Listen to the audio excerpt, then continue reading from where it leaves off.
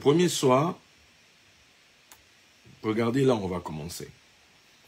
Cette semaine, pour nous qui sommes lyonnais, est une semaine spéciale, est une semaine particulière. Pourquoi? Parce que c'est la semaine de la fête des Lumières, puisque le 8, dimanche, c'est officiellement la fête des Lumières. Ok, vous allez vous demander qu'est-ce que ça a à voir avec notre jeûne.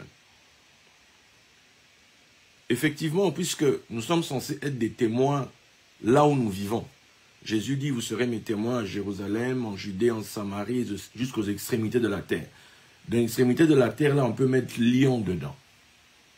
Et à Lyon, on a une particularité, c'est que dans cette ville, il y a une période qui est mise à part, c'est cette période-ci. Et dans cette période, comme par hasard, vous êtes en prière.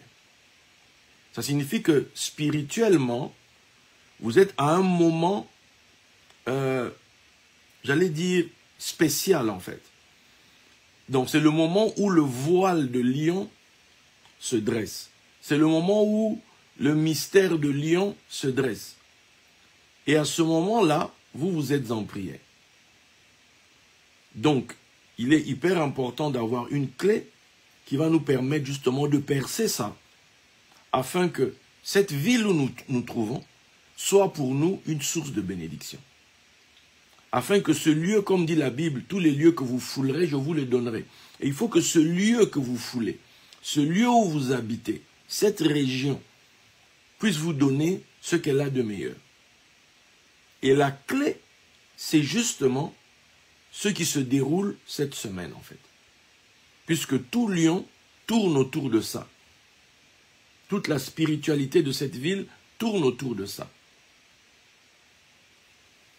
Quand on zoome un peu sur cette fête des Lumières, on va découvrir qu'en réalité, derrière la fête des Lumières, c'est la célébration de Marie. C'est la célébration de la Vierge Marie.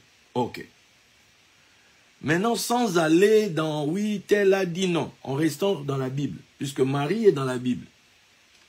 Et pour nous, il est important de percer ce voile de Marie que les catholiques nous ont mis sur les yeux. Donc, puisque Lyon s'appuie dessus. Marie, c'est un nom qu'on retrouve dans la Bible.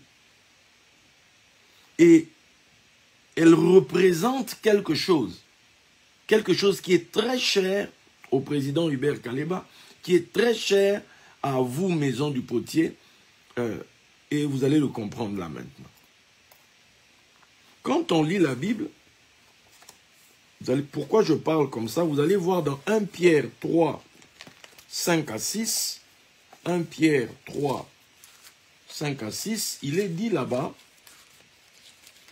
1 Pierre 3, 5 à 6, ainsi se paraient autrefois les saintes femmes qui espéraient en Dieu, soumises à leur mari, comme Sarah qui obéissait à Abraham et l'appelait son Seigneur. C'est d'elle que vous êtes devenus les filles en faisant ce qui est bien, sans vous laisser troubler par aucune crainte.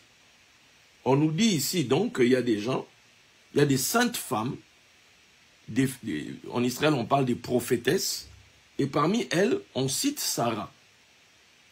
Et ici Pierre cite Sarah. Mais Sarah c'est dans l'Ancien Testament. Or notre Nouveau Testament commence avec une femme, deux femmes, Élisabeth et Marie. Maintenant, si on part de cette base, de ces d'elles dont vous êtes devenus les filles, comment? À cause du caractère. Comment? Parce qu'on applique ce que ces gens-là avaient appliqué.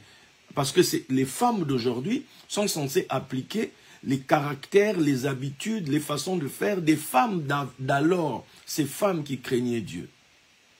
Ben, c'est le même principe avec Marie. Marie est censée nous apprendre, on est censé apprendre de Marie quelque chose. Celle de qui Jésus est né, selon les Écritures. Alors, que trouve-t-on chez Marie? Déjà, le nom Marie. Le nom Marie vient de Myriam, Myriam, la sœur de Moïse, qui est célèbre pour avoir chanté quand ils ont traversé la mer Rouge, mais qui est aussi célèbre parce qu'elle s'était révoltée Elle avait mal parlé à Moïse et Dieu l'avait frappé de la lèpre. Dans le nom Myriam se cache la base. Nous en français on dit Marie. Donc, en hébreu la base Méri signifie aussi rébellion. D'où il y a un texte dans Ézéchiel 2, 8 où là-bas on parle des familles de rebelles. Ce mot-là, rebelle, c'est Marie. Méri. Donc, vous voyez déjà que Marie renferme dedans la rébellion, la révolte. Oh, c'est quoi cette affaire? Mais c'est justement ça la clé en fait. Parce que si vous regardez ce qui se fait dans Luc 1, il est dit là-bas, au verset, vous pourrez lire à partir du verset 26, hein, au 6e mois, l'ange Gabriel, bref, vous pourrez lire tout ça, et vous allez arriver au verset 37, où on dit « Car rien n'est impossible à Dieu ». Marie dit « Je suis la servante du Seigneur, qu'il me soit fait selon ta parole. » Et l'ange la quitta. Le mot « servante » ici signifie aussi l'esclave, la soumise. Donc, on part de Marie la rebelle à Marie qui se soumet. À Marie qui dit « Moi, je suis l'esclave de Dieu. Moi, je suis la servante du Seigneur. Qu'il me soit fait selon les paroles que toi qui, le messager, puisque c'est l'ange, c'est un messager qui a été envoyé. Le messager est venu avec les paroles du Seigneur. Et Marie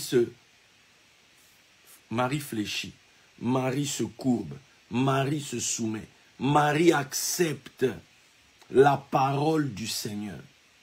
Elle, la rebelle, devient Marie, la soumise. Elle, la rebelle, elle devient Marie, c'est-à-dire l'esclave du Seigneur, prête à aller avec Dieu jusqu'où Dieu voudra l'emmener. Conséquence de cela, nous nous retrouvons dans Luc 1, 45, où maintenant Marie est allée chez Élisabeth. Et là-bas, Élisabeth, Luc 1, 45, Élisabeth va dire « Heureuse celle qui a cru.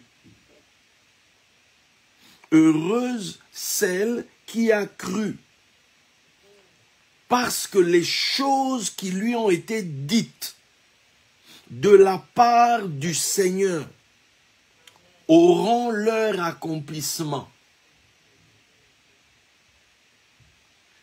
Voici comment maintenant Élisabeth nomme Marie, qualifie Marie. Élisabeth qualifie Marie comme étant celle qui a cru. On est passé de Marie la rebelle à Marie qui se soumet au messager et à Marie heureuse parce qu'elle a cru. Et elle-même, Marie, maintenant va dire, je commence au verset 46.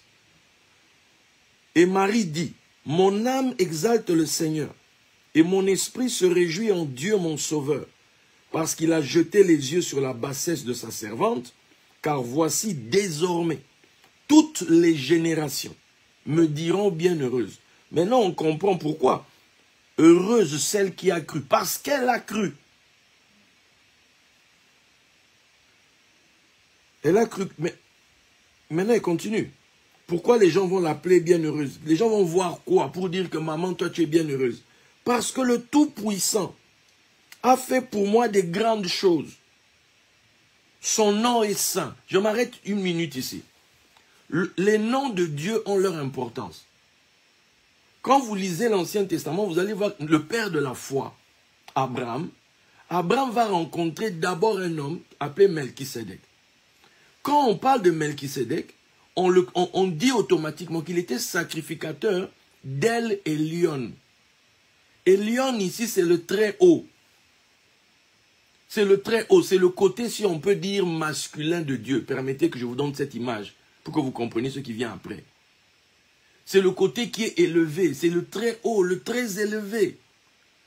Mais il va recevoir des promesses, il va recevoir, Dieu va se révéler à lui après qu'il ait rencontré Melchisédek. Dieu va lui dire que tu auras un enfant, Dieu va lui dire que tu vas être riche, etc.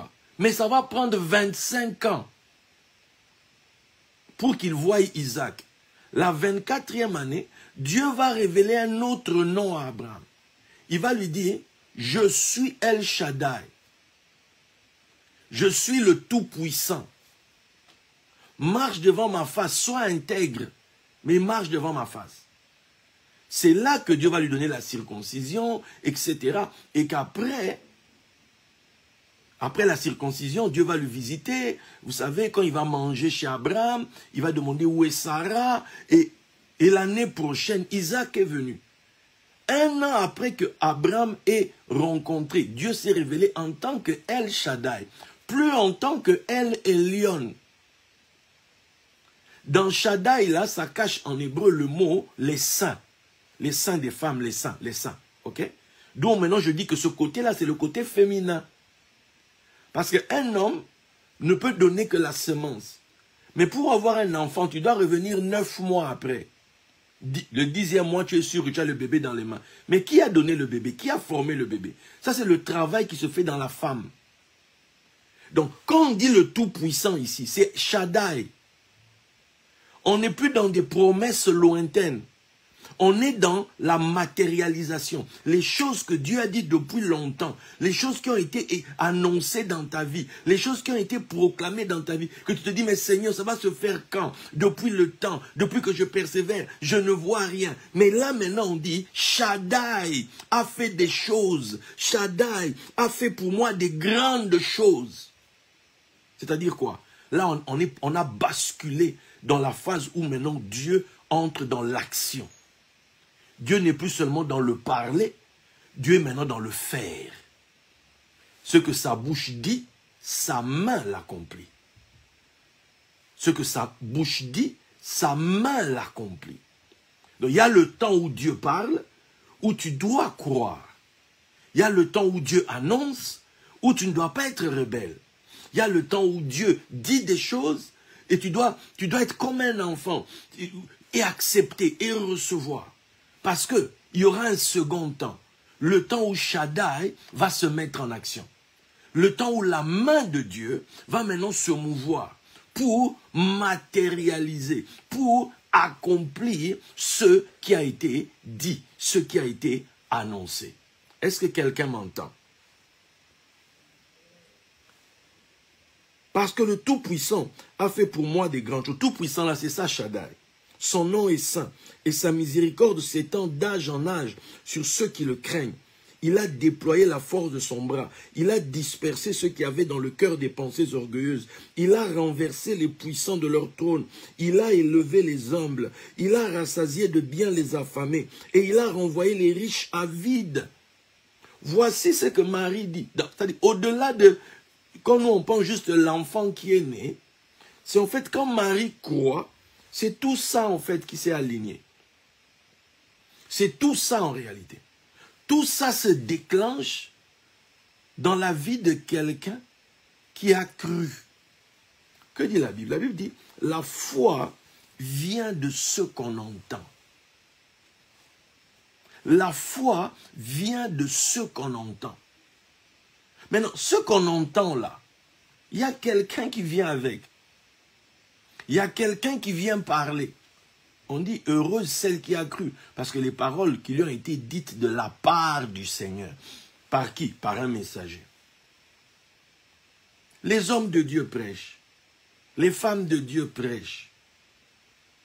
On annonce des choses aux gens. Et souvent les gens vont se dire, ah, on ne voit rien. Ah, les choses là depuis qu'on m'a dit. Ah, les choses là, mais je ne vois rien. J'ai fait mes offrandes, je ne vois rien. J'ai fait des sacrifices, je ne vois rien. J'ai jeûné, je ne vois rien. Seigneur. Là, ce jeûne, vous avez commencé par la repentance. La repentance, c'est un changement de mentalité. C'est faire un retour. c'est revenir au principe de Dieu. C'est revenir là où Dieu se tient. Parce qu'on était éloigné, on revient. Et quand on revient, on réapprend la pensée de Dieu. Quand on revient, on accepte de se soumettre à la pensée divine. Regardez par rapport à la foi. Il nous est dit que tout est possible à Dieu. Quand vous lisez Marc 10, 27, tout est possible à Dieu. Ok. On nous dit aussi que tout est possible à celui qui croit. Donc une manière de nous dire qu'en fait, il n'y a pas de limitation. Quand on dit que tout est possible, c'est que tout est possible. Ok. Donc Dieu a la puissance pour faire tout. Donc dans Shaddai, là, il y a la puissance pour tout. Si vous pouvez penser quelque chose, si vous pouvez le concevoir dans votre pensée, dites-vous que cette chose-là est possible. Si un truc peut traverser votre cerveau et briller dans votre cerveau, dites-vous que c'est possible. Quand avant, les gens voyaient dans nos villages, on voyait des oiseaux, etc. Essayez maintenant d'imaginer quand des gens ont vu des avions décoller, des avions survoler. Ce que ça pouvait être dans leur tête. Mais pour qu'un avion décolle un jour, c'est que quelqu'un un jour a dit que c'était possible. Il ne savait pas encore tout, il ne savait pas encore le comment, mais dans son esprit, c'était possible. Là où tu es, je voudrais que tu puisses croire que tout est possible à Dieu. Il n'y a rien qui est impossible. Tout est possible. Maintenant, en deuxième temps, il y a la Bible nous dit aussi dans Ecclésiaste qu'il y a un temps pour toute chose sous les cieux. Il y a un temps pour tout. Je vous ai dit tout à l'heure que tout est possible. Et là, je viens de vous dire qu'il y a un temps pour tout. Le fameux tout qui est possible là. Il y a un temps pour chacune de ces choses. Qu'est-ce que je suis en train de vous dire? Quand vous lisez Marc 11, 22 à 23, là-bas il est dit, s'il croit de tout son cœur, il le verra s'accomplir. Donc, si tu crois de tout ton cœur, maintenant, tu le verras. Là, on entre dans le temps. Il y a un temps où tu vas voir ces choses dans lesquelles tu as cru de tout ton cœur. Et la Bible insiste sur le tout ton cœur. Tu ne dois pas avoir deux cœurs. Tu ne dois pas avoir un cœur partagé. Tu dois être entier. Parce que tout est possible à celui qui croit.